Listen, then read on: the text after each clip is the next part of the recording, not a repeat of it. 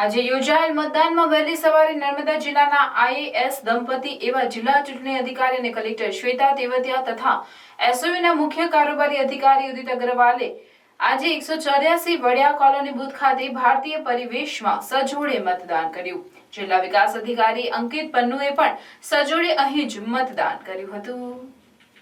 એસઓયુના મુખ્ય કારોબારી અધિકારી ઉદિત અગ્રવાલે જણાવ્યું કે નર્મદા જિલ્લામાં મતદાનની ટકાવારી ઊંચી રહે તે માટે સ્ટેચ્યુ ઓફ યુનિટી વિસ્તાર વિકાસ અને નિયમન સત્તામંડળ દ્વારા પણ જિલ્લા ચૂંટણી તંત્ર સાથે વ્હીલચેર અને પિંક રિક્ષાના એમઓયુ કર્યા છે।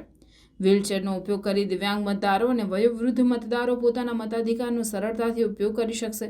સાથોસાથ વૃદ્ધો વયસ્કોને મતદાન મથક સુધી લઈ જવા માટે પિંક રિક્ષા ચલાવવામાં આવશે। તેની સાથે એસઓયુના ગાઈડ મિત્રો પણ સેવા પૂરી પાડી રહ્યા છે। પિંક રિક્ષા ચલાવતી બહેનો સૌ પ્રથમ પોતાનો મતાધિકારનો ઉપયોગ કરીને ચૂંટણી પ્રક્રિયાની સેવામાં જોડાઈ જશે।